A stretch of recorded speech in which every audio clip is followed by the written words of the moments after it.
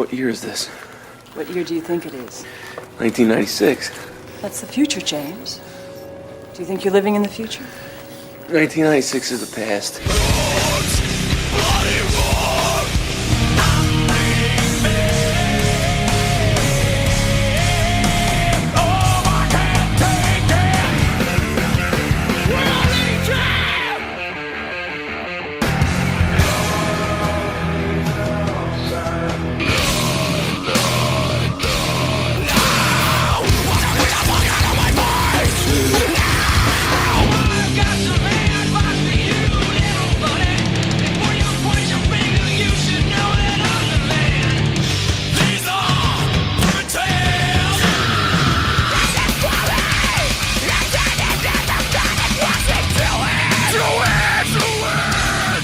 Do it. Welcome, everybody, to Somewhere in Time Podcast. SomewhereInTimePodcast.com or SITPodcast.com is where you find us online. Get to all of our episodes there. Everything's streaming there. Of course, we're on social media at Somewhere in Time Podcast. Check us out on YouTube as well. Same handle, Somewhere in Time Podcast. Go there and follow us and ring the bell and all that good shit. We need subscribers. We need more subscribers. Comments. Post comments, yes. Yeah. Leave us some feedback. Give us some feedback.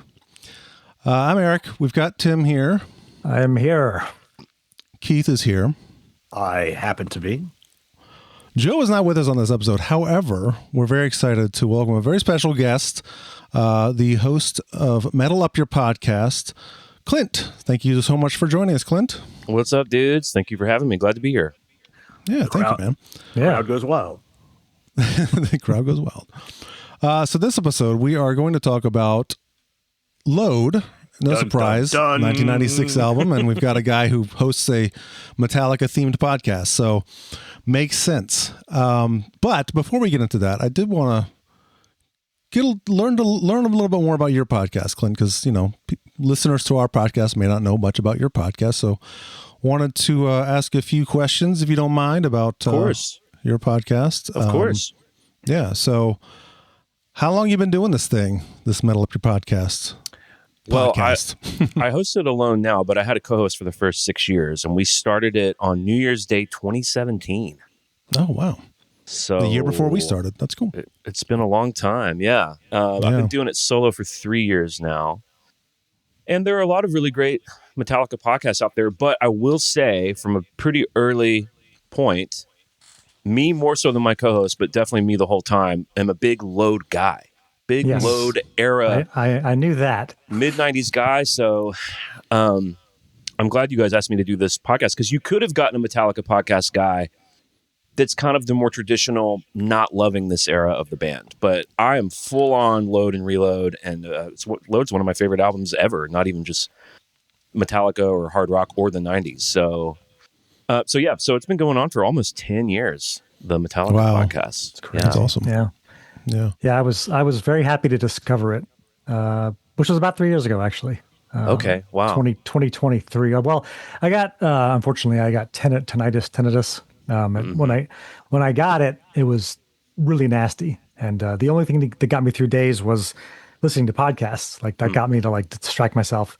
And for a while I was like, it was Eric and I are both Star Wars fans, Redskins / Commanders fans. So there was plenty of podcasts about that. And then I was like, wait a minute, there's got to be a podcast about Metallica.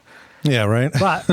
But a requirement I have for any podcast about anything I'm way into is it has to be very positive. Like I don't want to hear a Star Wars podcast and have them sitting there shitting all over Star Wars. I'm like, no, I'm not. Right. I'm the same way. Like, yeah, I totally agree.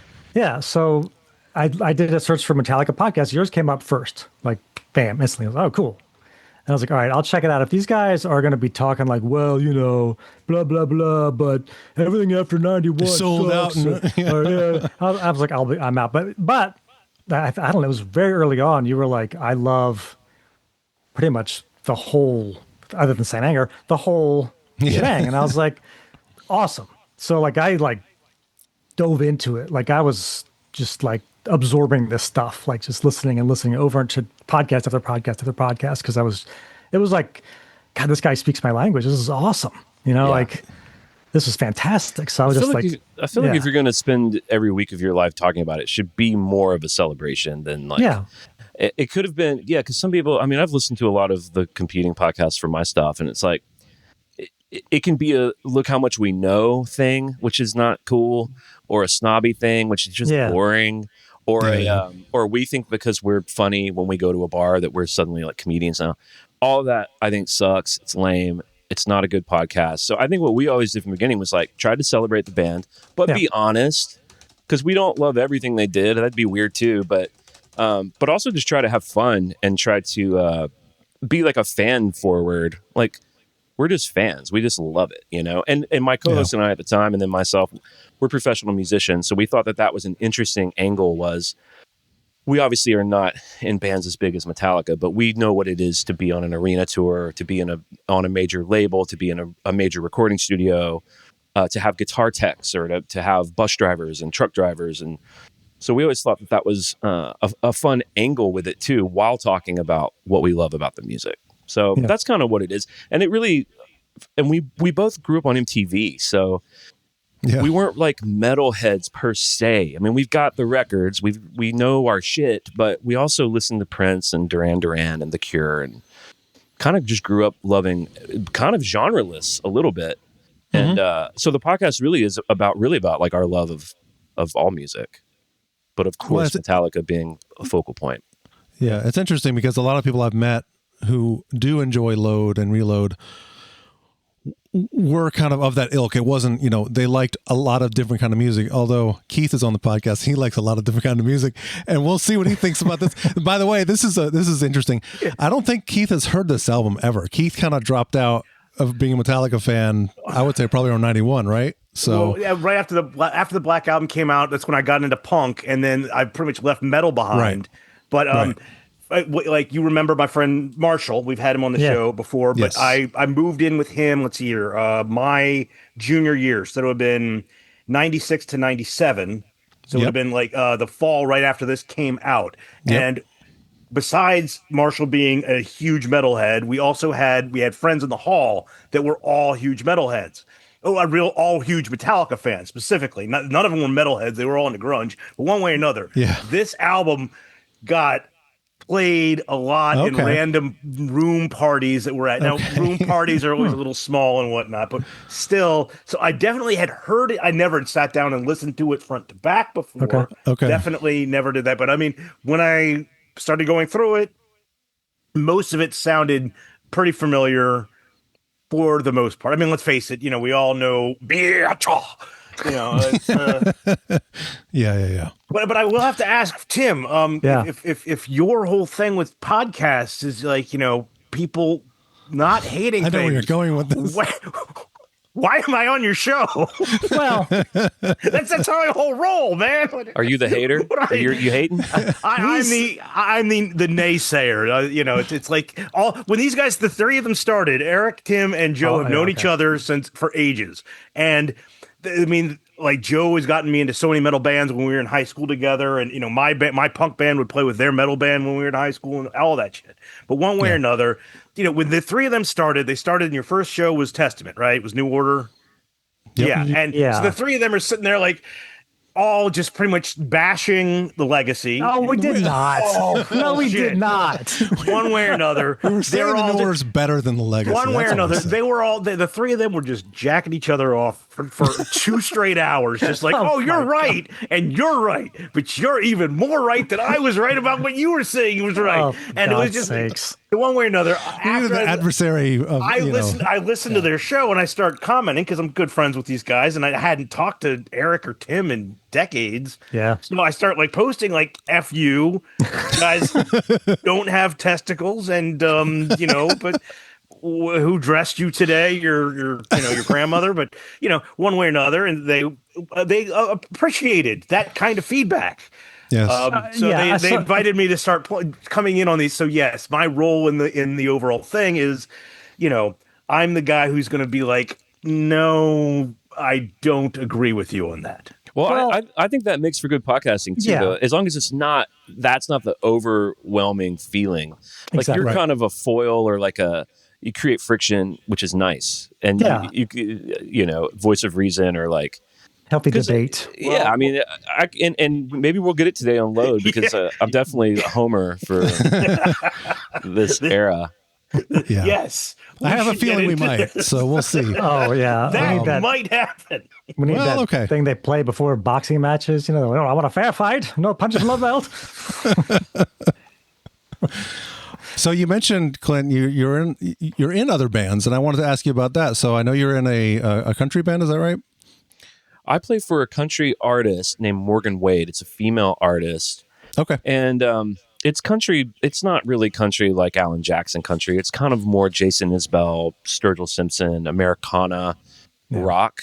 And then I also produce her records. And then my Nice. sensibilities beyond Metallica are very 60s and 70s, very Beatles, very Jeff Lynne, and then very like 90s rock. So we have a new record coming out soon. I've done her last two records, and it would be a stretch to call them country records, but for all intents and purposes, yeah, she's a country artist. We tour with like Chris Stapleton and Luke Combs. We do country stuff, and we are based in Nashville. But there's not a lot of tear in our beer stuff. You know what I mean? Yeah, gotcha. That's good. That's good. Yeah, the pop country stuff is like, eesh, it's yeah. It's pretty I don't rough. think I have many of those records in my collection. My wife likes the new Post Malone stuff, but I like Post Malone's original stuff. I think Post Malone's first three albums are incredible.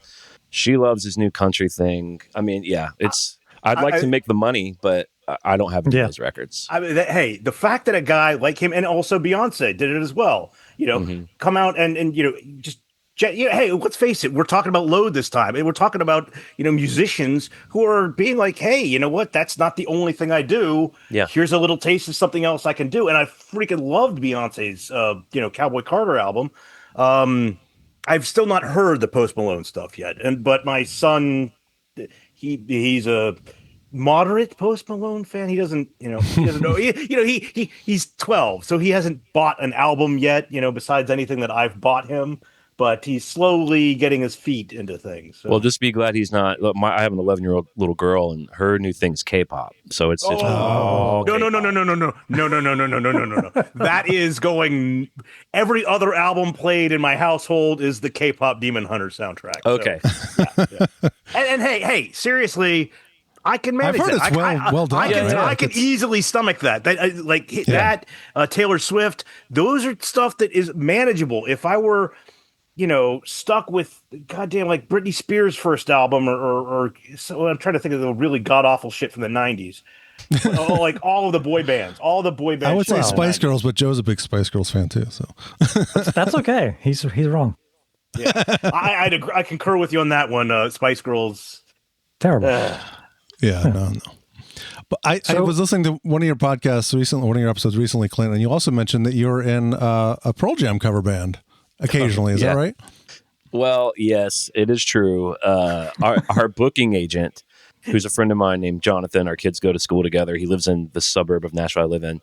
We've gotten pretty close beyond working together. He's Morgan's booking agent. And he's a massive Pearl Jam guy, and which I am too. Lifelong, huge.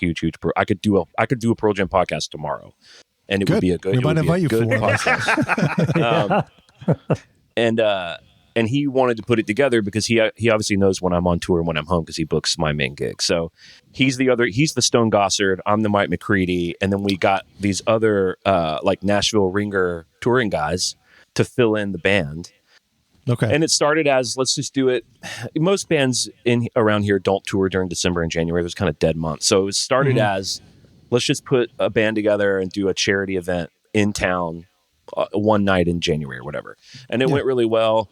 And I said I would never do it again because it turns out to be kind of a lot of work. And the first year we did it, we had a bunch of guest singers. Like almost every song was a different Nashville artist. Oh, wow. And it was a lot of work, but it was really cool. And then what happens is at the end of the night, leading up to the gig, I'm like, I'm never doing this again. I shouldn't have done it. I hate it. And then the gig goes well. I'm so relieved and I had so much fun. And then I have some cocktails and Johnny gets me to recommit. Yeah. And he videos me saying, we should do this again next year. So Oh God. he got me on video last year saying because he always wants to do a regional. He's like, dude, we should do Birmingham and Nashville and Chattanooga and Atlanta. And I'm like, dude, No, I have children. This is what I do for a living. I don't want to get in a van with you and go play, Alive for a bunch of knuckleheads in Atlanta. But he gets me on video being like, we should do it. The band's really good. And so now we've done it 3 years in a row. And this last year we did a regional run of shows. And dude, a lot of people came to them, a lot of young people. Oh, that's like good. a lot of like teenagers and early 20s kids who weren't even interested in drinking or partying. They just loved the music. We were all like a bunch of 40-year-olds. Like, are there a bunch of kids here that know every word to like glorified G? Like we were, because we played deep cuts because that's the only way we can entertain ourselves. And so now I'm like, shit, are we just going to, I guess I'll do this forever now. So I don't know if I'm in a Pearl Jam cover band, but I do play a couple of gigs a year. Well, I'm envious. The band I'm in right now, we're just a cover band. It's Joe and I. We're in a band, and we just do covers. And we started doing corduroy recently, and I took the McCready. I've been the only guitar player in the band, so I'm doing all the lead stuff. You're both Stone and Mike. Yeah, basically. Nice. But we extended the end, kind of like the live version of corduroy, so I got to do this extended solo, and I'm like learning this song. I'm like, this is so fun. So I started learning other Pearl Jam songs. I'm like, man, McCready is that's his style of playing is very much like my style of playing. This is great. So I'm pretty envious that you get to do that. It is fun. All you got to do is kick on a wah pedal and it's pretty low pressure. And we just fight over the set list. It's so hard to agree on what to do. The other guys in the band just want to play songs from the first 3 albums. And I want to play the weird middle stuff. Oh yeah. Yeah. Absolutely. So yeah, but it's fun. I mean, it's fun for me especially to like play music that I grew up loving, like it helps keep me sort of connected to just having fun with a fucking guitar instead of being like I'm going to work or, you know what I mean? So yeah, that's cool. You're playing corduroy. We play it every time. It's one of my favorites for sure. That's really fun. Yeah, it's really fun. Yeah, we just did an episode. It was kind of Vitalogy versus No Code because we missed doing the Vitalogy. So our whole concept of this podcast is we take milestone anniversaries of albums and talk about them. So No Code was 96. So we were going to talk about No Code either way. But we realized we never talked about Vitalogy, so we kind of did a A/B comparison of the 2 albums. All right, Keith, what do you think about No Code? Let's hear it. Hands down, loved it. Okay. It blew the hell out of... He hated Vitalogy, but he loved No Code. Oh, Vitalogy, you hated Vitalogy. Vitalogy, I heard that goddamn album when they called it 10. It was the same shit. It's the same damn thing over and over again. I really felt with No Code, this is this band... They didn't change their sound in any way, shape, or form, but they had a little different kind of level to it. And it's I really pretty weird album, yeah. I'm a weird guy, so I was thrilled because No Code is like my 3rd favorite Pearl Jam album. So I was really, really happy that they were. It's probably number 2 for me after Yield. Wow. Okay. Wow. Big Yield guy. Okay. I like Versus is my favorite. And I think the debut is really good too. Like those two are for me neck and neck, and then No Code, and I think Backspacer is kind of a hidden gem that not a lot of people talk about. I absolutely love Backspacer. I love every song on it. I love every second of that album. Yes, that album is fantastic. So Got Some is one of my favorite. What's the first song on that? Gonna See My Friend. Yep. That song that record is just like a kick in the face. It like never lets up. It's fun. It's upbeat. Yep. I don't think there's a single bridge. Among the Waves. That song's fantastic. Among the Waves is top 10 Pearl Jam song for sure. Among the Waves rules. Yeah. Just Breathes on there. Yeah. Yep. Really good. Should we tell Clint like our history so he knows who? I guess you get the gist. Give it to me. Give me the origin story. Give me the history. Well, Eric and I are brothers. So. Figured. The last name should have given that one away. Yeah, but we should start a podcast since we have the same last name. That would be great. It's so weird. Yeah, right. We were in a band together in the early to mid '90s, a metal band, and you guys have stayed friends all through life, huh? We've stayed friends, yeah. That's cool. Unlike their other brother. Well, we have a big family. Yeah, we're one of 6 kids, so we're two of 6 kids. Do you guys live near one another? Ish. I'm in Morgantown, West Virginia. He's in Winchester, Virginia. So he's about 2 hours away from me. And then Keith's in Fairfax, Virginia. But we all grew up in the Northern Virginia area. It's like I moved to West Virginia when I was 30 or 31. But so for the first 30 years of my life, I was in Northern Virginia with these guys. We all grew up in the suburbs of DC. Yeah. Yeah. Yeah. So basically, Well, if that there was explains the punk rock affinity. Yeah. Yeah, big punk scene in DC in the 80s, So we had- yeah, for sure. Was it the Yeah, Black Cat? and- Was that the Black Cat? Was the big punk? Oh yeah, room it there? still is. Yeah, Still there, yeah. did they rebuild it like exactly the way it used to be? No. You're thinking of the 930. Yeah. Oh, okay. The 930 Club back on F Street was that was where it all started. The owner of that then moved it to what was the Worcest Music Hall, which is on V Street, and it's still been a very successful venue. They have since at that venue built out another side little tiny thing, which The Atlantic. No. The Atlantic is down on the waterfront. That is. Oh wait, no. No. What am I thinking of? I was thinking about Anthem. Yeah. Anthem is Yeah, down the on the Anthem's waterfront. one. Yeah. The whatever he The called Atlantic was the replica of the original 930 Club, yeah. and it's That's not what a I'm thinking replica. about. It's not a replica. It's kinda still ish. a great venue. Yeah. And they there isn't. I mean, there are poles around here. The biggest thing about the old 930 Club was that motherfucking pole. Fucking Yes. Yeah. There was literally no joke. It had the best spot to watch a band. It was right where that fucking pole was, and It was in the middle. Like if there's a center pit, stage. Yeah, it was in the middle of the floor. So like if you went to see like Sepultura in 1989, and people were moshing, there was literally a metal pole in the middle of the mosh pit. So like people were getting like load bearing. So this ain't no. I mean, This is this is holding the building up. But Yes. That was my first club show in '89 was Sepultura, and I swear to God, I saw at least someone with a broken nose who would slam into that pole. Was that Chaos AD? that was beneath the remains. Oh, Beneath the remains. wow. Yes. There's Yeah, I another was club. It was 14. in it's another club we used to always play, but it was in Vienna, but it was DC market called Jam and Java. Jam and Oh Java. yeah, still Jim and Java, going. yeah, yeah, it's still there. And I Yeah, remember it's still we there. were like, "There's a record player in the green room, dude. These people are cool." Place Tim is and I went to tiny. high school right around this corner from there, actually. Yeah, I went to Oakland High School. So there you Not go. the same year, actually. Yeah, but yeah. Yeah. What am I? And so 4 you years guys old? were in bands together growing up and stuff. Yeah. Yes. Yeah. And then So- Keith was in a punk band, so he opened for Keith's band a couple times at least, right? a couple, I think, probably like Maybe. I don't know, at least 10. we at least did double digits. I mean, we weren't. Yeah. I mean, we weren't playing too often, but I mean, of the years that we were all. I mean, I didn't quit until '96. Okay. So 93 to 96. I mean, we definitely. Who knows? We didn't. Let's face it. We didn't play back then as often as I played in my later years. So. Okay. Yeah. And there But was yeah, we no. remained friends, and we went to concerts together throughout. We would see Maiden together and go to different shows, Testament, things like that. And yeah. it was around 2018. I was literally just flipping through not flipping through. No one flips through magazines anymore. I was looking at an article online from Loudwire that said the Pornography. no, it wasn't that. It was the top 20 albums from 1988 or something, because it was, these albums are celebrating their 30th anniversary, right?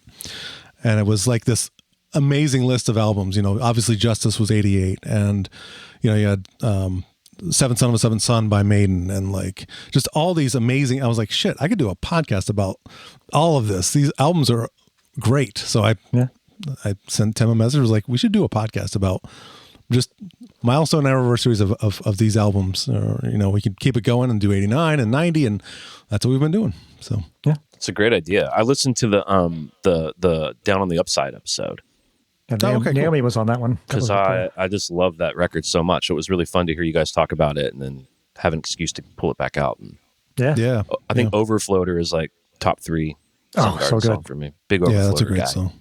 Yeah, that's a great song. Yeah, fantastic. Yeah. Oh, there was one more story I wanted to tell, but this is a story about, sort of about Clint.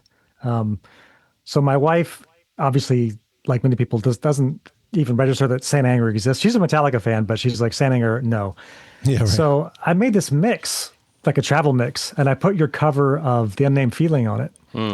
But I just put it on there. Like, let's just put this mix on and just shuffle it, and I'll just let it play. And that song came on, and she goes, what is this? And I said, it's The Unnamed Feeling. She's like, well, but who is it?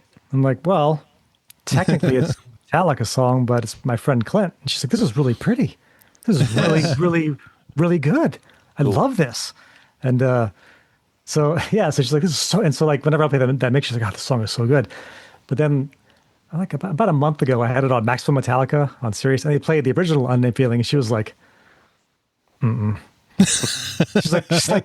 she's like, your friend's version is so much better than this. The original version's pretty tough. It is. I love the original. It's the best song my on the favorite album. song on that album. I think it's definitely the top tier of the album for sure. Yeah, it is. That I Shoot think Me Again is up there for me too. But Wow. Yeah, I love that song. I love the message in that song. I like that Lars was like one of the guys that was like, "Fuck you" and the whole Napster shit. Like, yeah, go ahead, just keep shooting me. I don't care. Like, I love that. That's great. Yeah. Let's see how this goes.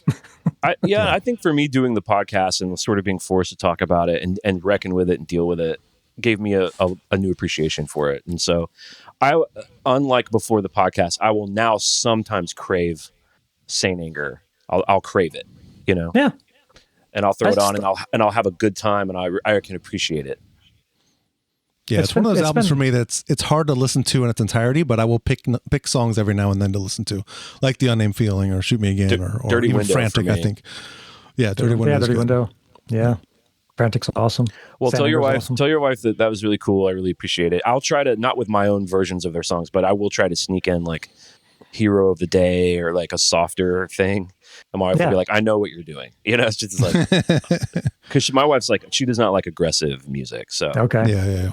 But, I mean, I haven't even tried to do that. It's probably been 10 years since I've even tried to do that. I gave that up. Yeah. It was really, I mean, Fixer was awesome too. Your cover of Fixer was like, Thank was you. phenomenal. That was so good. I got an official generic response from them about that was like, "Hey, we really loved your cover. Here's 10% off of the at the gift shop." Nice. I'm like, "Fuck you." All right. Yeah. Whatever. Yeah. That's really good. Yeah. Well, should we get into some of this album? I think it's about time, yeah. Yeah, Let's yeah, go ahead yeah. and dive in. Yeah. Let's see. Well, typically we start by playing a little bit of it, just in case people don't know. We'll just play a little bit of the opening track. Yeah, just start with the first track. I mean, everyone knows that one. I remember hearing this for the first time. I mean, I always loved it. Yeah.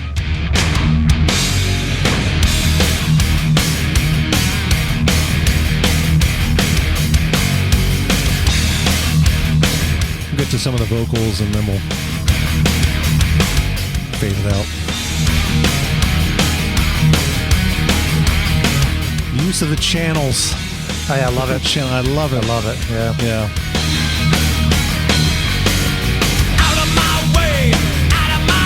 This is the remaster I'm playing, by the way. I do have the original mix if we want to compare. All right. So, in case you don't know, this band is James Hetfield on guitar and vocals, Lars Ulrich on drums, Kirk Hammett on lead guitar, and Jason Newsted on bass. Additional musician Jim McGilvray on percussion for most of the tracks. For any song that has percussion, it's this guy, Jim McGilvray. Oh, I was wondering about that Yeah. because Lars isn't really a bongo player. No. You hear it So- most on Bleeding Me, I think. Yeah. Yeah, and Until It Sleeps, there's some Yep. weirdness going Kinda on. hiding in get there, into yep. it. Yeah. Yeah. And this was produced by Bob Rock, his second album with the band, engineered by Randy Staub. And yeah, it sounds amazing. The production on this is, I mean, I think, honestly, I think this and Reload are probably their best sounding albums, quite I frankly. agree. Yeah. I would put Garage Inc. Disc 1. It's in the same soup. Yep. Yeah. But I agree. I was actually thinking about it today, revisiting it, listening in preparation for this. And the thought did occur to me, it might bum Keith out, but I did think like, this sounds better than the Black Album. I think the Black so too. Album is like a benchmark for production in heavy metal, but I think that Load and Reload sound better. I think so too. And I also like the fact that they use so many different instruments. Yeah. And they used, like, they really explored the sound, and it wasn't just, like the Black Album, they did that a little bit. Like you got the little shotgun thing that, You got a sitar and Rome. Yeah. the sitar and things like that. But they really, like, you got organ in this album. You've got like shakers all over the place. Oh, You yeah, got all over the bongos. place. Yeah. Like, I love that. And I wish they'd do that more. I wish they'd go back to that. I think that Bob Rock really, I think he probably had a lot to do with it, quite frankly. 100%, yeah. And maybe He's they very much lost that when they moved away from him. But like I say, Anger doesn't really have a lot of that stuff either. Does it? It has channels. Definitely things happening in channels on that album. And There's I some think weird the whole stuff. Saint Anger, the whole Saint Anger experiment was like immediate garage. Yeah. Yes, It was like raw. lack of accoutrement. Whereas Yes. I think about it all the time because I think about Load and Reload a lot. But it is like, how did this happen? How did that? It's just like had to have been a perfect storm of stuff. I think that coming off the Black Album, and then touring it forever, there's probably a part of them was like, where can you go from there? Like, that's the biggest album ever. And then we did the biggest tour ever. So artistically, they're like, we're bored. Yeah. Also, Bob Rock, Papa Bear, just delivered the most successful album of our career. Maybe we should listen to him. Like, trust in him is at an all-time high. Confidence in themselves as artists, all-time high, even if delusional. I think Load and Reload are a little self-indulgent, but I just don't think that's a bad thing. I think the White Album's self-indulgent. No problem. No one's complaining about the fucking White Album.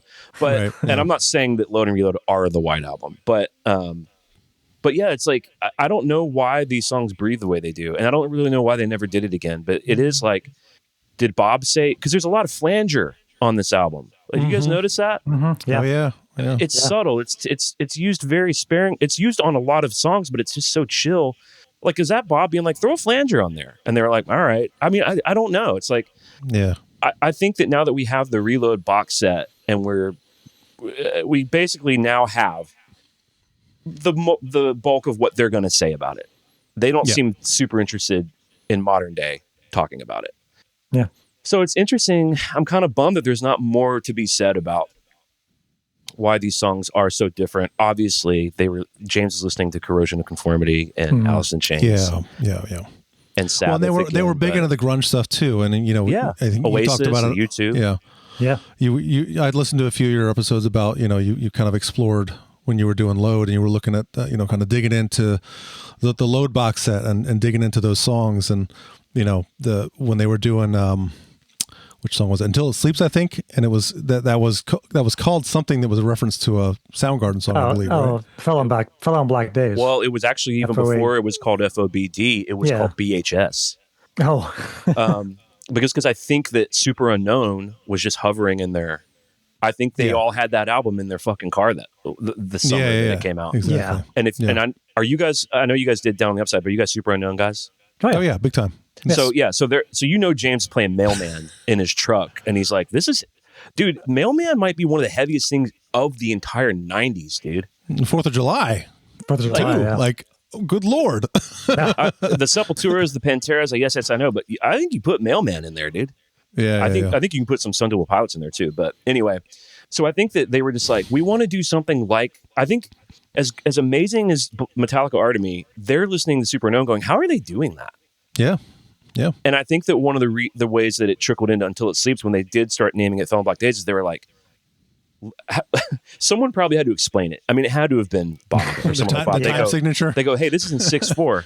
So they actually added half a bar. And I'm one of the biggest Lars defenders in the world, but I can't imagine he knew what that meant. I don't think so. Even though I know he's a big Rush fan, I'm sure that had to have been explained to him. There's proggy shit on Justice, but I don't think they would have been able to describe what they were doing. I think it was all I don't think so. That was feel. Yeah. Yes. Yes, feel. Yeah, absolutely. Yeah.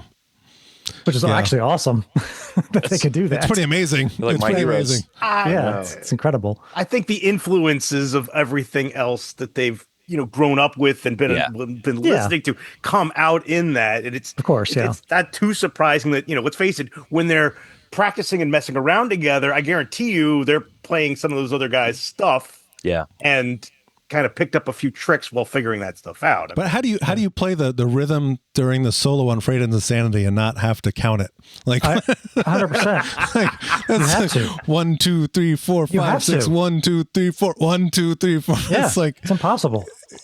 So he had to have known at least what time, like, okay, I'm counting in 6 instead of 4 here, right? I'm sure, like you said, Clint, there was probably some explanation that came from Bob Rock where it's like, well, it's 6/4, it's not 4/4, so there's an extra 2 beats there. So Yeah, and I think that, and as soon as they understood it, they were like locked into it. I think it's cool. Yeah, yeah. I don't know how many other songs do stuff like that, but it is a really Yeah, I cool think part they've of been- Until It Sleeps. It is. Mm-hmm. And it's one of the only songs, even to this day, that they wrote kind of together in a rehearsal situation. You know, like they really never did that before. And I don't really know how much of that they've done since. Well, I mean, Yeah. name a song that sounds like that in their catalog. I know. There isn't one. It starts Yeah. with a First ride time. symbol. What the yeah, hell? exactly. And a ghost And a snare note. roll. Yeah. Like what? It really makes them sound a little more musical than they are. Which is a weird thing to say because it's them playing it, but also a fretless sounding bass. I Fretless don't know if it's bass, a yeah. fretless, but Well, yeah, we'll get to that. Pretty sure it was, yeah. Well, if we're actually going in that direction, that's one thing. Like looking at the, writing credits on this, it's obviously Lars and James right down there, and then Kurt's in there for like half of them. Jason ain't mentioned at all. yeah. This is the only album where Jason plays on. He doesn't have a writing credit, actually. Like Which is how did interesting. I mean? I He know did a like, Reload, so these two albums were written in the same session, so he has the writing credits. If you look at Load and Reload as one album, which I often do, he had writing credits in that time span, but this album by itself, there is no Jason writing credits, which It is is crazy to think about how much must have been rejected because Yeah. he's a very creative guy. And Yeah. and from what I understand about the time, they would sort of compile all of their riffs on these riff tapes and then allegedly would sort of indiscriminately choose. And so they were always able to say to Jason, whether it was true or not, they were always able to say, we're not picking on you. Your shit did not make it because it's meritocracy. And so I don't know how true that is. The song that they did use of Jason's is one of the weirdest songs on both albums. It is. Where the and then Wild Things Are? Yeah. I And love then- that song. And then he also came out of the gate with Blackened. So it's like, Yeah. and I think My Friend in Misery rips too. But if you I came love out of that the song gate, too. if you, it's crazy they didn't use him more because if I was James, I'd be saying, you wrote a riff that was good enough to start Justice. Yeah. And then it just, you don't hear from him again. Yeah. He only has 2 more writing credits. So it's a fascinating thing to think about. I mean, the one thing that was mentioned, like let's face it, as this band is going through some highs and lows, some of the biggest highs of that wave they were on from the Black. At this point though, like apparently Jason was playing in what's the other band he was in? Irate. Irate, that's it. But he was, involved in other shit. So let's face it, that might have been kind of a direction he was already kind of heading in before the early 2000s. There's been talk. You have to kind of piece it together in interviews, and the timeline's kind of confusing. But the big blow up where he left, where he was confronted about this other band called Echo Brain in 2000 or whenever that was. There is talk, Keith, that there was a kind of kerfuffle over this issue during the Irate Chop House mid 90s days. And I just think it got squashed. James has said he was very insecure back then. He didn't want, this is my thing. This is our thing. We can't have other people going off and doing other shit because you're representing this band, but you can't do that in another band. Like he was very insecure about that stuff. And he's admitted that. So, and I think he was wrong because Jason's like, well, if you're not going to use my material, but you won't let me go, right, have an outlet. And then you're singing on the Corrosion album, homie. Right. Like you're exactly doing shit. But also that goes back to, it's like, well, look, Jason, I mean, do I need to be the adult to tell you you're not equal to James Hetfield in this band? I'm sorry, buddy. But that's a fact. Like there's a spiritual, I call it spiritual math, and every band's got it. You can have a lot of fun with your buddies figuring it out, but James ain't equal to Jason. No. James isn't even equal to Lars. Like Lars has more power than James in some areas. James has more power than Lars in others. So, yeah. Well, that's why it goes. I mean, you hear the stories about them butting heads so much because they're both big. They're both alpha males. They're both they have their arguments for each thing, and you'll hear these little things that James will say every now and then. I'll be like, well, you can kind of hear in his voice like he doesn't agree with. I mean, look, 72 Seasons was going to be called Lux Eterna. That was his choice for the name of the album. He's like, everybody else wanted 72 Seasons, so that's what we went with. But clearly he wanted it to be called Lux Eterna. There was probably a big blow up over that. And it would have been better. I mean, the album cover would make more sense in a way because it's very bright yellow Lux you know? Yeah. I think James has learned over time. You have to just what we all learn as men and like heads of our families and like leadership roles. Like you've got to choose your battles and you've got to show. I know that for my wife and I, one of the things we learned when we were going to couples therapy 10 fucking years ago was like your partner has to feel like they have influence over your decisions. Like that's just an important thing that they have to feel is real in this relationship. So there are some times when I still think I'm right about whatever the fuck we're arguing about, but it's like, it's important that she knows that she had an influence over a decision we're making or something that I'm going to do or that we're going to do as a family so that there's buy-in. Like buy-in is very important in a family and in a partnership. So I think James has gotten to a place where he's like, who knows what 10 arguments he won. And then the Lux Eterna 70 seasons came up and he was like, all right. Yeah. Call it whatever the fuck you want. Yeah. I think the guy that writes all the lyrics should decide the titles, but that's the old school thing I feel. Yeah. Well, when I started playing Ain't My Bitch, Clint, you said you loved it from the start. I wanted to kind of get first impressions. I know, Keith, you were hearing this in like, apartment rooms and parties and shit, so you didn't really get a first impression. But I want to tell a quick story about how we found this album. I know you, Tim, you know the story. I was there. It was me, Tim, and Joe, and we were at a random Walmart in like Sterling or something.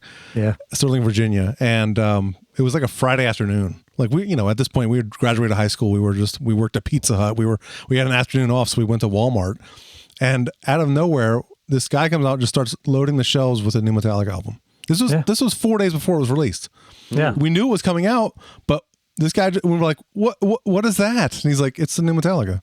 It was like, he goes, it just came in. He's like, it just came in, so I'm putting it out. I'm like, yes, please. Oh, yeah.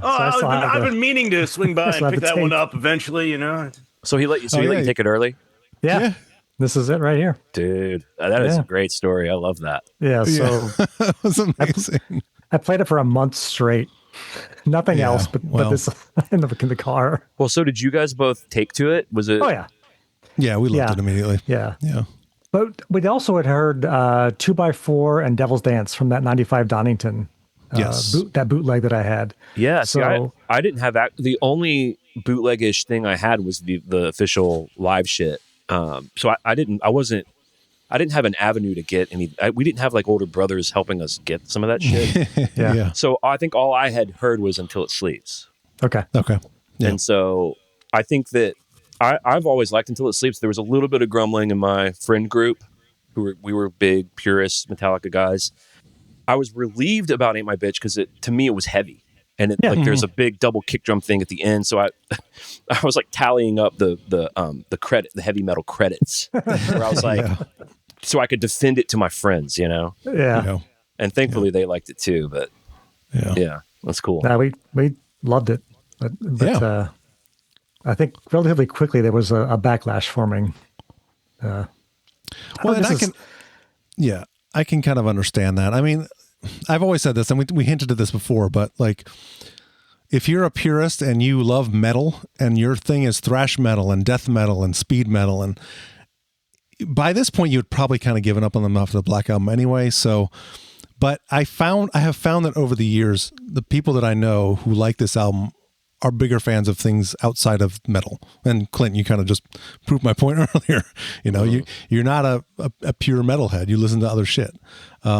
Now, again, I can say, Keith, you listen to others. You're a jazz guy. You listen to jazz. You listen to rap. You listen to all sorts of stuff. So I was hoping that maybe there'd be a little bit of that. And it would. I mean, here's the thing. Like, let's face it. When the Black Album hit, and everyone was like, "Yes, this is awesome," and I did too. And then we realized that this isn't a thrash album.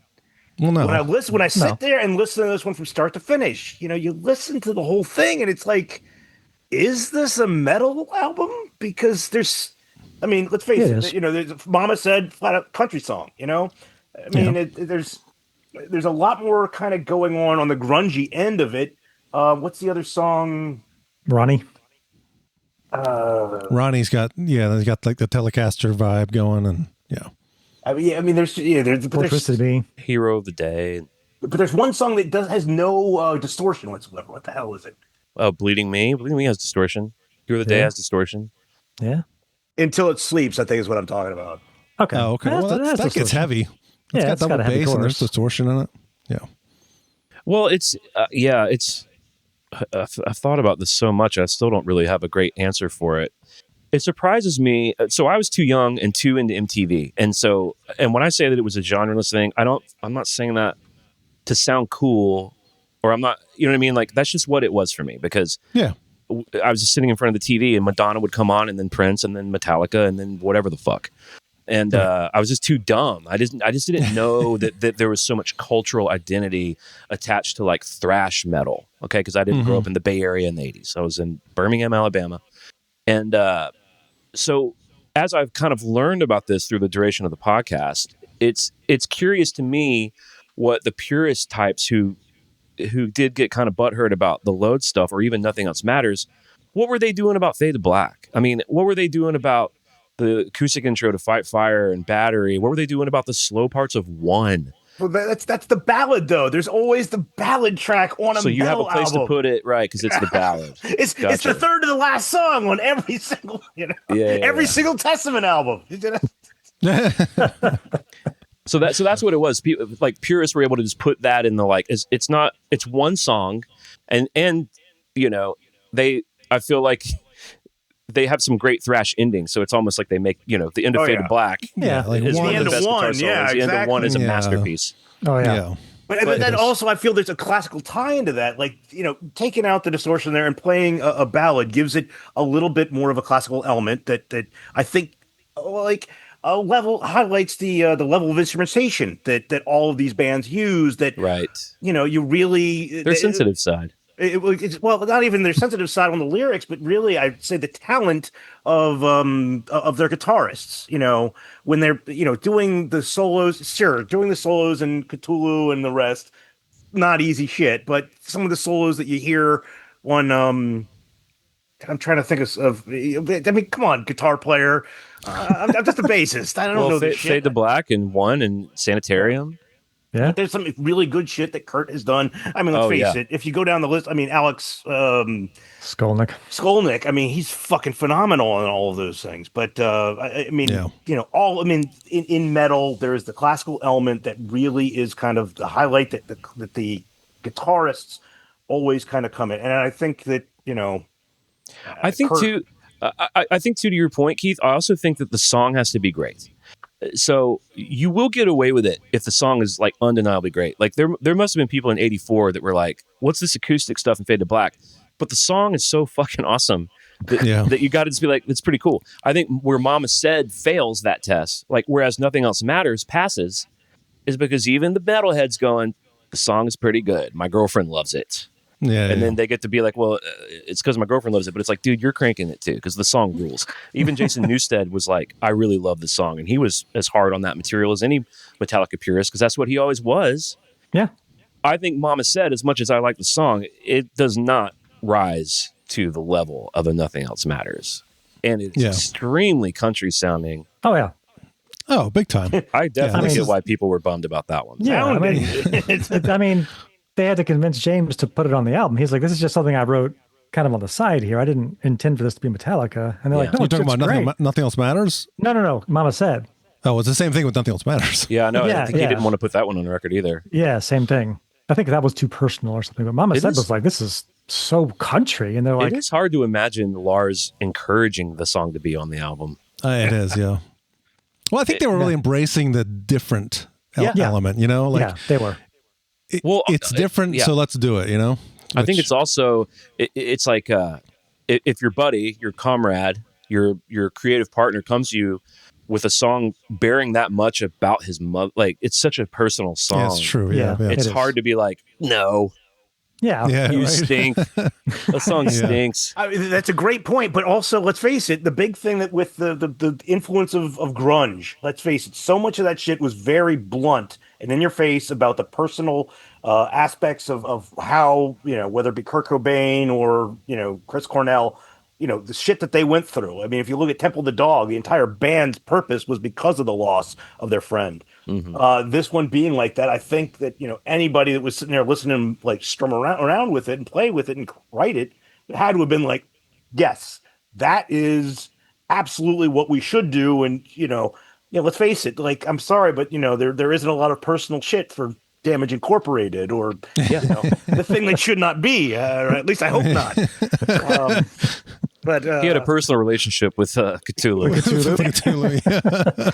all drinking So buddies. it was a great loss when his girlfriend turned to dust or whatever the fuck when she looked at him. Yeah. Yeah, I don't think, people point to Fade to Black, but I don't even, I think Fade to Black was such a strange overreaction and almost like an edgelord, over dramatic thing. I don't think he really wrote about himself until Nothing Else Matters. Yeah. And really the Black Album in general, because you're talking about like Unforgiven has some of that. Unforgiven. Yeah. Unforgiven. Nothing Else Matters. I don't, maybe Struggle Within. Yeah. Yeah. I would say the shit they were going through. I mean, let's face it. When they were writing for Justice, they went through some pretty fucking heavy shit. Before they started laying that stuff down.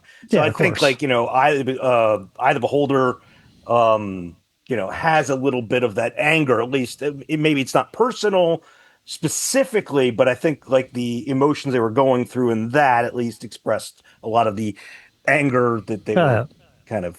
Almost like there's no bass on it. Like their best friend and bass player died, and they subconsciously made an album with no bass on it as a representation of that great loss. Weird.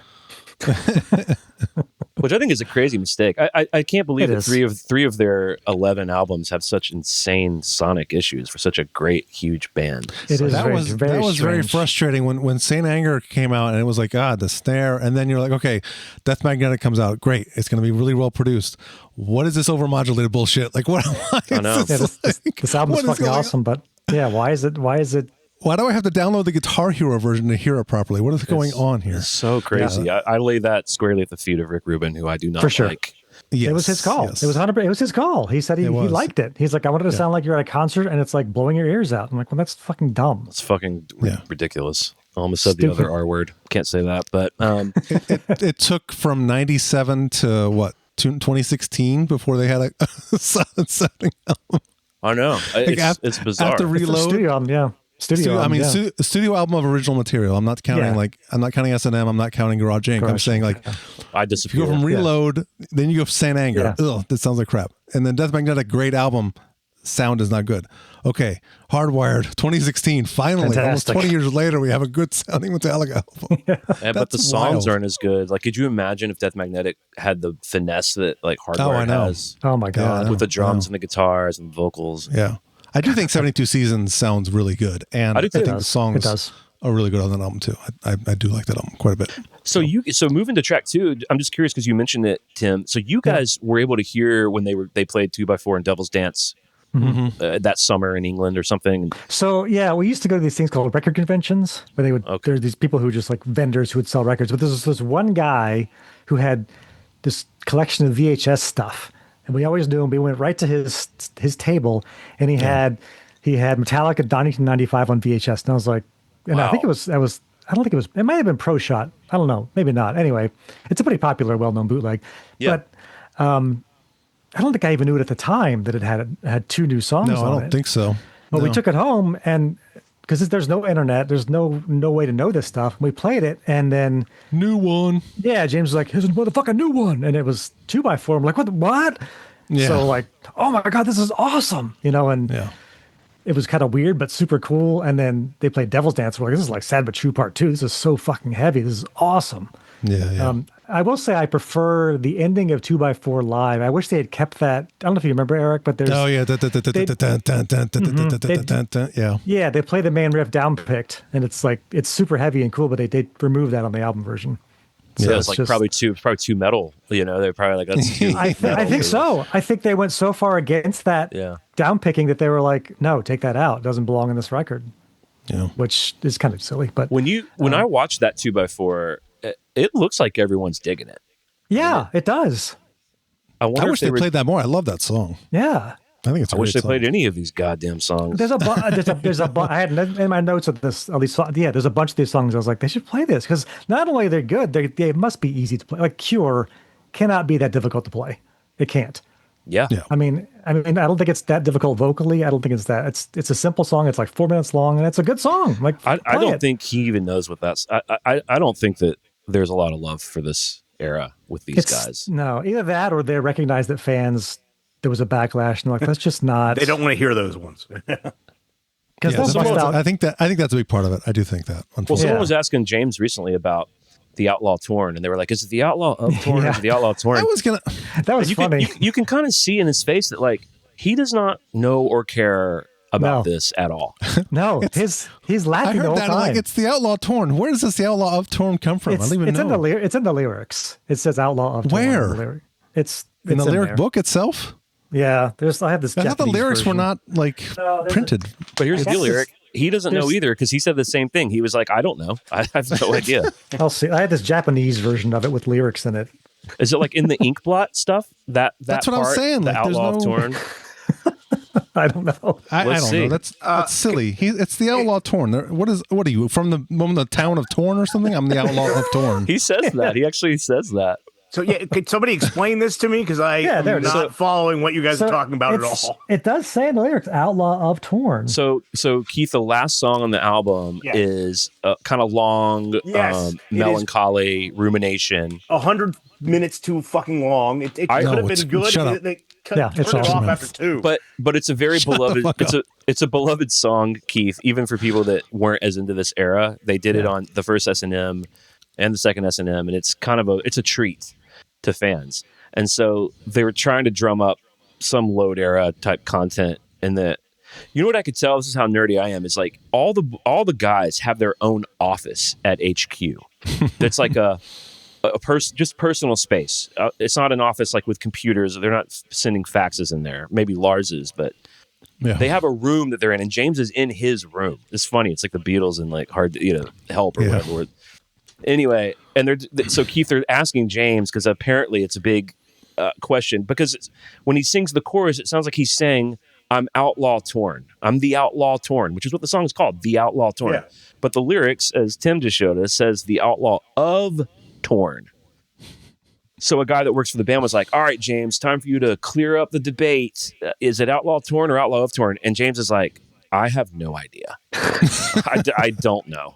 And they're like, "Well, what's the song?" Like fans want to know what the song's about. And he's like, he's even doing this in real time. He's like, well, okay. It's called The Outlaw Torn. Obviously, outlaw, someone who's outside society. He's just defining the words because he doesn't know what to say because he doesn't give a shit or remember. Yeah. I don't think he gives a shit. You know what? The first pressing of the Black Album in My Friend of Misery, it said just stood there creaming. So is it actually you stood there creaming? Oh, yeah. And not screaming? He's like, I can't wait to settle the score on that. That's how they came up with the album cover for this. Yeah, someone did just stand there. Yeah, some kind of. It was a bull standing there creaming. The artist stood there creaming, yeah. Actually, we haven't discussed the album cover. Well, yeah, we'll get to that at some point. We can do it now. I mean, shit.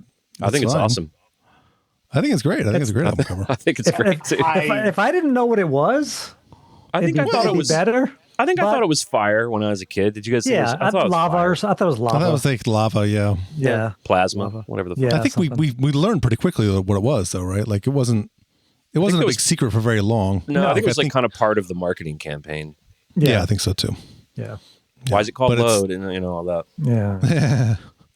Well, it's what is it? Hold on, I had a note here. It's bovine. So it's bovine blood. What is it? Hold on. Semen and Blood 3 by Andreas Serrano. That's James called him. James called that guy a sick motherfucker. Yeah. Yeah. James is not into that shit.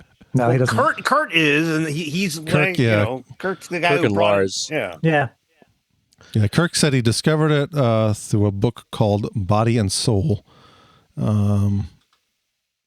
Hammett's first reaction was that it resembled hot rod flames, similar to a tattoo he had. It does, actually. Yeah. See, I think this is also another area that's interesting about negotiating with a band or business partners or whatever. Is I think the look of the album, the imagery associated with the album, I do think James has been pretty critical about, but I think people have confused that over the years with thinking that he didn't like the material.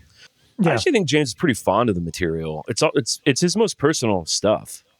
Yeah. That actually might be why he's removed from it, because he's 30 years down the line and he's like, oh, when I was 30 and I was sad about my dad, I don't give a fuck about that. Yeah. But at the time, I think that was a big deal for a big metalhead big, because another thing I didn't know, because I was just a little too young for it, is the sort of macho shit that came along with thrash metal. Very macho stuff for guys that had Rod Halpern a poster on their wall. Yeah. And, The irony and a of bunch that of is and a bunch hilarious. of soft fucking guitar play. You know, everyone plays mixed music is soft, dude. I don't know where this macho shit happens, I but don't know. it's silly. These are all artists. 1985. It's like the D. Snyder is dressed up like a chick. It's like, this isn't macho shit, dude. It's people No. talking about their feelings. But James was pretty hung up on like talking about your feelings is not cool. It is not metal. It's not hard. Yeah. It's not what we do. And so I think getting to a place where he's comfortable doing that was actually kind of important for him. He's got tattoos of Carpe Diem Baby. He's got a tattoo of Where the Wild Things Are. He's got that acoustic guitar he still plays that has the lyrics Unforgiven 2 on it. Yeah. Yeah. I think That's he has right. actually kind of a high affinity for this material, but He loves Bleeding Me. Loves it. Bleeding Me, he Yeah. told me himself. I got to meet him, Keith. I met the man himself, and he told me how much he loved the song Fixer. I talked about Fixer with him. Yeah. And but he was pretty hard on like the look of the album, including the cover being this Andre Serrano, this New York counterculture. It's his semen and his, you know, he was famous for the Piss Christ thing. Do you know what that is, Keith? I remember. I remember it, but I don't remember what it is. So It's a crucifix Remind in a me. jar of his own urine. It's called Piss Christ. On the That's nose. Well, the second the reload that's art. is the reload is piss and blood, right? Yeah. Yeah. Yeah. So He leveled up. I've never understood. I've never understood like the art scene where somebody makes shit with literally their own shit, and it's like, Yeah. oh wow, man, yeah, it's saying something. Fuck you. That's yeah. I agree. I think Lars and Kirk were really into it. And it was, again, like edgelordy, them kissing on the cover of a magazine and the transgressiveness. It's a pushback. They're pushing hard against Their own image. And it's a Yes. big time pushback against what they thought. expectations. Yeah. Which I think actually is kind of cool. It is. Eric and I think Joe, I think we all died laughing when we opened this up and saw the pictures. We're like, this is so great. Because we were just like, I think at that point we were also kind of like, this whole like you were just saying, the macho metal thing, we were kind of like, it's so fucking silly. And to see them, because we kind of knew what they were, you know what they say in England, taking the piss. Yes. It's pretty obvious that's what they're doing. Like, Well, It's not his bitch. all right. yeah, it's time not his out. bitch. Iron Maiden comes out with an album, Oh, I and love that Eddie photo. and Eddie isn't Yeah. on it, and it's got some like little squiggly thing or something. And Iron Maiden isn't like was it what kind of fucking font? New Times New Roman. Who gives a shit? But not the Iron Maiden font.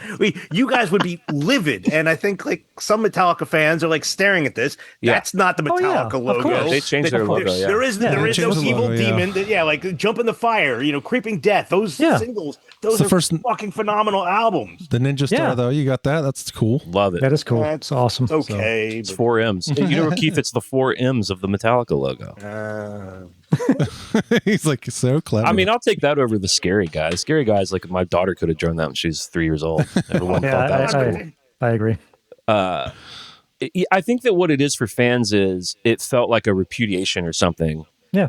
Instead of like, no, we're going to go over here and try this. I think fans who had a lot of their identity wrapped up in it, which I get it, that music can do that to you, kind of felt left behind or betrayal is a dramatic word, but I think that they looked at their favorite band and were like, we don't recognize these knuckleheads anymore. And that probably for sure. was painful. Yeah. You know, I think I was just, again, a little too, for me, I was just a little too young. It didn't make, I didn't, to me, it did not seem like a big thing. It seemed like the new Metallica album. You know, it's hard to explain, but I didn't even have the categories to get tribal about it. I think you're absolutely correct, though. That the people that have been following them since '83 had grown up on this shit and been like, yes, and they see a part of themselves when you listen to this shit. Like, I mean, for me, Suicidal Tendencies was like the band that I absolutely fell in love with, and that was my shit. That was how I felt about everything and identified with stuff. So I saw myself, I saw myself in Mike Muir. But Something to be proud I think, but one way or another, like a lot of people, I think exactly saw themselves like exemplified within that band and their image. And when the Black Album came out, it was like, fuck. And then this flat out, now they're poofy, greased hair and wearing lipstick kind of thing, and it's like It's not lipstick. what, Eyeliner. yeah. Well, I mean, let's face it. As you mentioned, Clint, that let's face it, Dee Snider and King Diamond and everyone from Kiss was wearing lipstick for the last 20 years. So. Yeah. Yeah. It was. This was the beginning of an era of people just fucking hating on Metallica, and Napster did not help any. Well, Napster didn't even exist he yet. was absolutely right. No. He was absolutely right. But people, it was just like an extra, oh, fuck you, and now you're gonna come after me because I'm downloading your music, asshole, whatever, right? So, like, well, this whole era. I think you're right. It was like a lot of inner family division. But the thing is, and I don't know if this was calculated or they just have such great management, or maybe they really did understand this. A lot of new people are coming in because of MTV, because it was commercially very successful. So you've just got normal knuckleheads that like Alice in Chains that are like, oh, Until It Sleeps, okay. Oh, King Nothing? Like, I felt like the singles just kept even getting more, like, I think they did well, King Nothing ripped, and then we're getting beyond the album, but Fuel, I think Fuel is up there with Sandman in terms of like global impact. Yeah. They play the fucking thing at the World Cup, dude. Yeah. So it's still played in stadiums. R.I.P. You mentioned World this Cup. on a recent, you mentioned this on a recent of your podcast, Clint. But Until It Sleeps was the only number one single on the Billboard Hot 100. So, which is weird. Like, oh no, not number one. It was the only top 10. That's what it was. Top 10 what? Top 10 rock song? Or yeah, single. Until It Sleeps, like just song on the charts. Like, they didn't have another top 10 song ever besides Until It Sleeps. Oh, I see in what you're saying. in the Billboard Hot 100. It's crazy. So that is they crazy. had, they had like rock. Like if you categorize it by rock, they had a lot of number one rock hits, but like the overall Hot 100, which is all the music, like all the popular music, Until It Sleeps is the only top 10 hit of theirs, which is wild. Like you'd think Enter Sandman would be up there, but nope. Yeah. Until It Sleeps was higher, which is crazy. And so we know they were still finishing what would become Reload, and they took that whole year to go on tour, hugely successful tour. They're winning. At the time, it was more important than it is now, but they're like winning VMA awards. They're winning Billboard awards. So to them, it was like, wow, we kind of did what we wanted to do. We didn't make the Black Album Part 2, which I think they could have done easily. And they were still, and maybe they were also in bubbles surrounded by yes people, but they were also still able to look around and be like, we're successful. Yeah. You know what I mean? There wasn't like a huge, I think they were aware that guys with bullet belts somewhere were criticizing Mama Said. I just don't think they gave a fuck because the shows were still sold out and they still had number one songs and they're still winning awards. Well, even regardless of the success of everything, I think a huge aspect of this band, let's face it, we're talking mid-90s here, mid-90s metal. Metal hit ran into grunge, took a freaking, got T-boned by grunge and flat out the genre pretty much fell off the goddamn cliff. Most of these bands all broke up at this time. Metallica, however, was supported and loved by all of the grunge bands. I mean, even Kurt Cobain, was actually at least conversational or friendly with Kirk Hammett. But one way or another, I think all of those bands always had positive things to say about that. So when other people involved in the MTV, generation of the mid '90s, I think they recognized that Metallica kind of stood out differently than pretty much everyone else in the genre, especially the fact that they were still alive. I mean, even at that point, Iron Maiden themselves had. Oh, good God! Oh, we're going through some shit. Yeah, I think the highest profile people in the music industry criticizing Metallica were other metal bands. It was Pantera and Slayer. Which Pantera never veered. But time out. One member of Pantera was probably criticizing them, but I would Phil be surprised. I'd be Phil surprised if the two brothers ever said they may have. I don't think they were Metallica fans, but they were those guys that were like, oh, they felt betrayed or whatever. I remember seeing an interview. It probably was Phil, who was the resident shithead of the band, and Very much so. I think he was saying even after the Black album, like the mantle of best heavy metal band is ours. Like it's ours to take. Yeah. That's what he because says. Metallica has forfeited by putting out this Black album thing. Yeah. So We saw him say that live. We saw Pantera okay. live, and he was saying that. He's like, "We're the kings, and these guys are bullshit now." You know, so Wow. like, Stupid. yeah, he was saying that. I mean, I saw them in '96 and '97 in both shows. Phil was saying that shit. Yeah, he just couldn't get it off. Like he couldn't. It was. That's ridiculous. I don't Well, I know will why. say Like, this. I will say this. You better be as good as they were to say it, because yeah, they were pretty fucking good. they're top five for me. Pantera, yeah.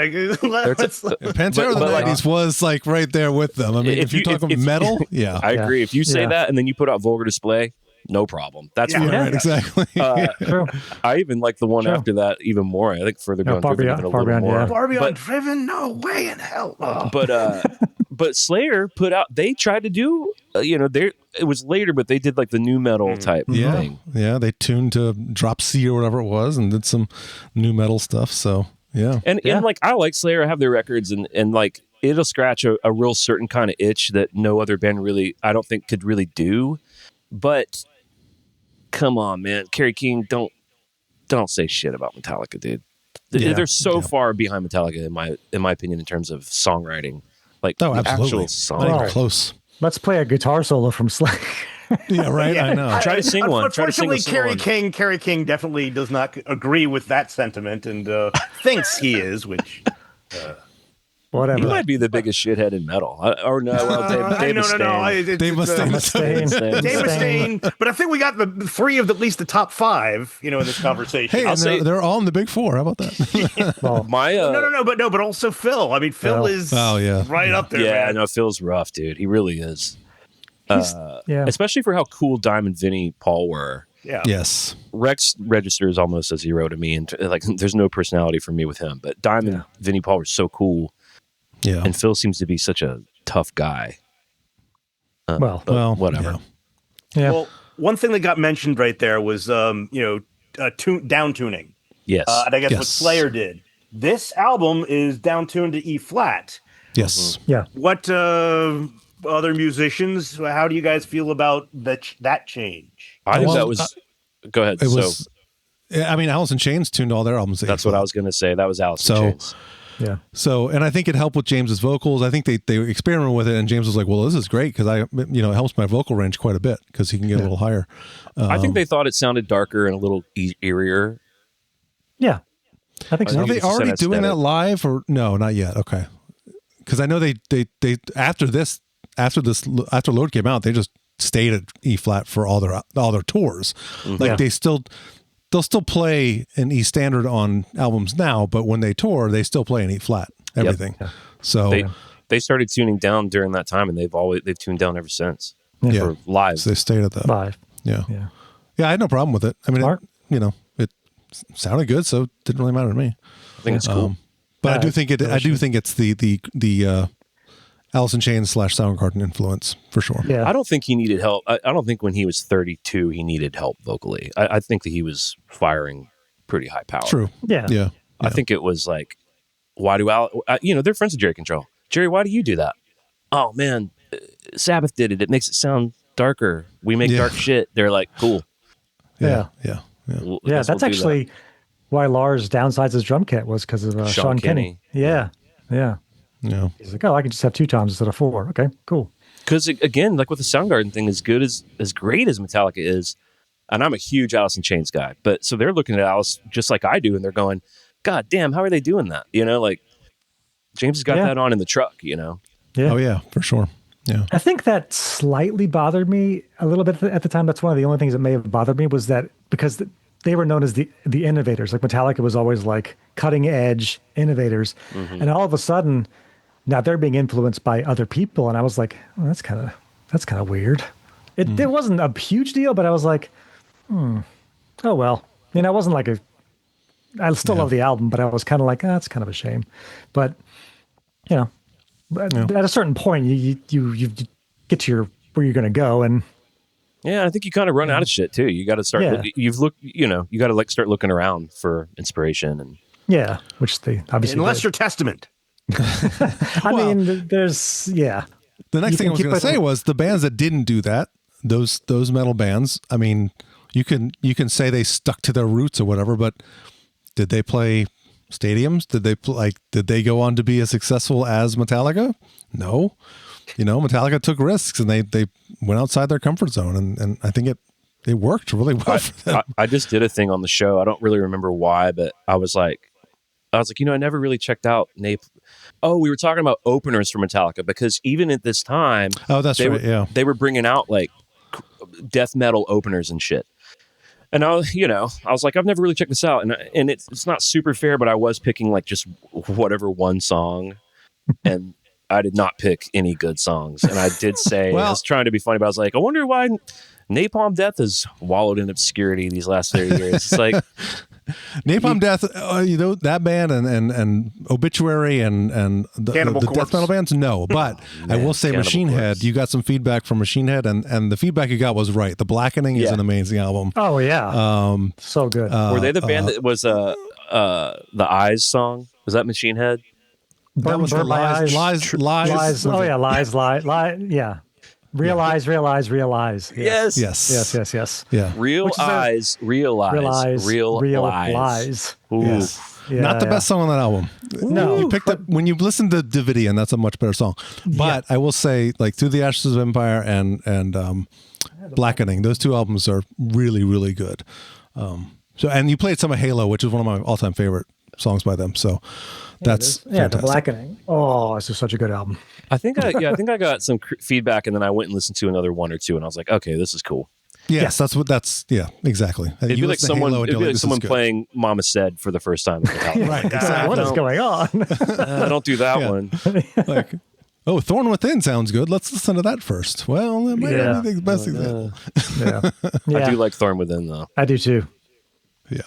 I like every song on Load. I really I do too. I was thinking about it today. I was like, the part of Cure, the betting on the Cure part, that kind of third section, I think is one of my favorite moments of the whole album. The little breakdown with the bass, the loud bass, and Betting on the Cure, because I just like that whole part, whatever that part is. I mean, I like Ronnie. I do I think too. that riff to Ronnie is I like Ronnie too, yeah. real cool.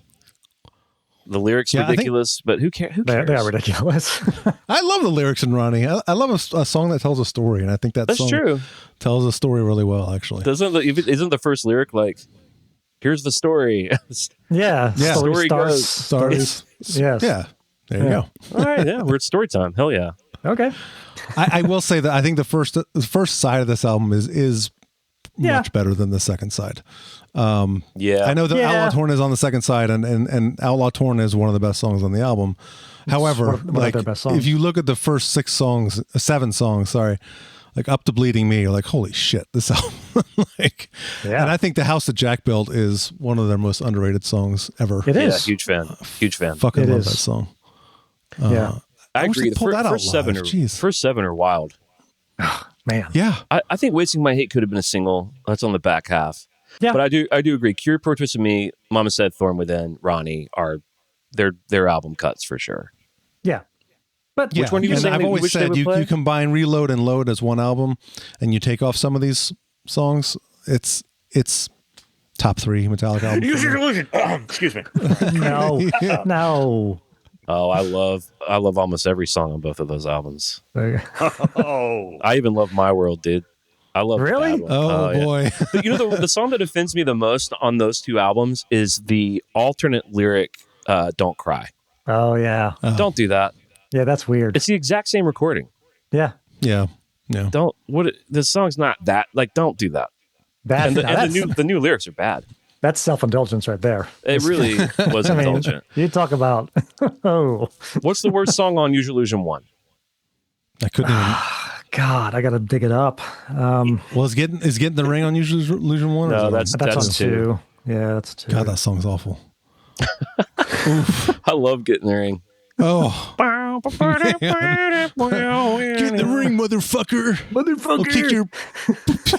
What is that? I'll kick Put you your in the ass, ass, punk. punk. I used to know that whole thing, dude.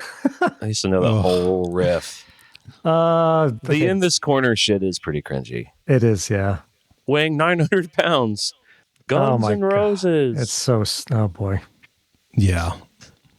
Anyway. I've done the whole load, reload, try to make it an album thing. Yeah. I just like it too much. I have too hard of a time. It's hard, some yeah. of the tunes because Well, what's Reload is your second favorite album, right? I know that.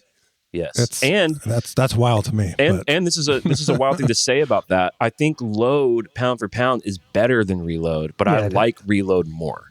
It's interesting. Because I think something that plays into it is like I just can't undo how much I loved it when I was a kid. Yeah. So like you just can't like it's like if you guys ever tried to get your adult friends into Kiss, it's impossible. No. Like Because that band sucks. It's one of my favorite bands of all time. But you have to have been a certain age, and I'm not saying that being that age will make you like them. I'm sure you heard Kiss when you were a kid. But I think you're one of the first person I've ever met that's under 50 that. Like, because I always say I was born a generation too late for Kiss. Like, if I was born in the 60s, late 60s, I probably would have loved Kiss because they would have been like blowing up when I was a teenager. But I was born in the 70s and, it was not my thing. yeah. So I don't, but hey, but more power to you if you like them. I was born, it's simple. I was born in 83. My first concert when I was 12 was in 96. Seeing Kiss on their reunion tour, and I just had never seen anything like it. You wanted the best, you got the best house band land. The fucking kabuki fell. These 4 guys came out in 7-inch heels and were spitting blood and fire, and so it was just like it's like John Lennon seeing Elvis and being like, "That's what I want to do." It's just like, this is what I'm going to do. That's why so many of these great guitar players are like, Ace Frehley is the reason I do this. Like, you can think Kiss is cartoonish or stupid, but too many of your favorite bands, guitar players, are like, I know. My God. Dimebag Darrell's got him tattooed on his, on Trust his chest. me. Dimebag's my favorite guitar player ever, and I get it. I understand. So, but I think it has to have happened to you at a certain time because you have to be open to how dumb it is.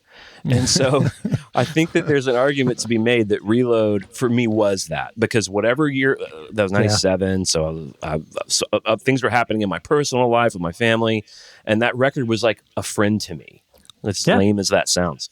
Yeah. So well, for it's that always reason, when you come in, where you meet the band, when you first discover the band.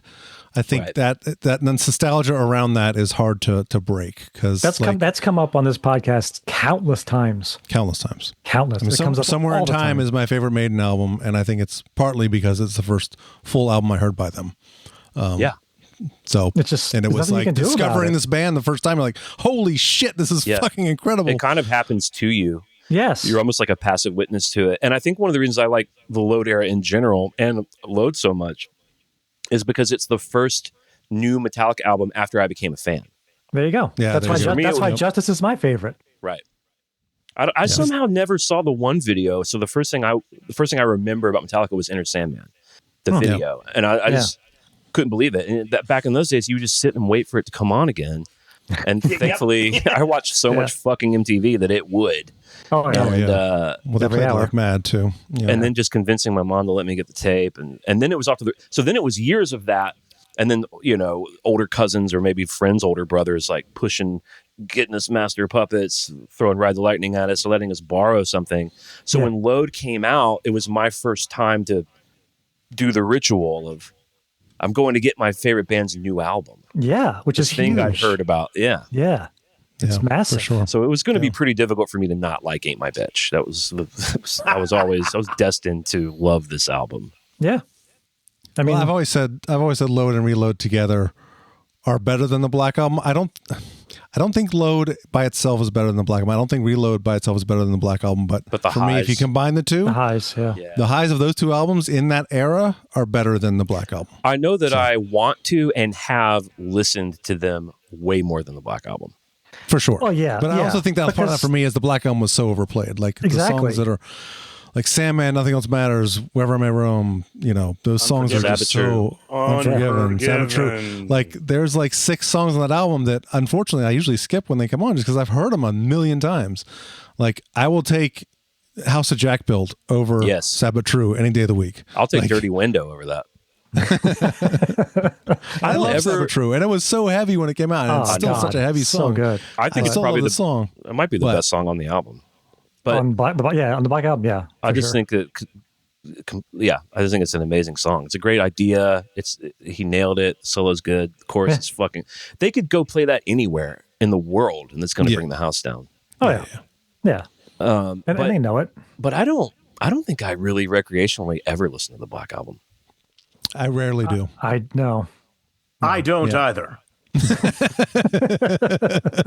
But sometimes, because I throw the radio a lot on the cards because I'm so bored with everything, and if Unforgiven or Enter Sandman do come on the radio, I do turn it up. I do crank it, especially if my daughter's in the car. I'm like, listen to this shit. Like, listen to how good this is. It sounds so good anyway. I mean, it is amazing sounding. Yeah. Energy, aggression, power. To sum it up, it's a vulgar display of power. Sometimes I think you drink just a little too much blood. I'm sorry, I'm going to PA. Bloodaholics Anonymous. Cut it out. Cutting it up big time. They are miserable slaves of Satan. Look out! Some cunt's recording this. You have been in the presence of evil. You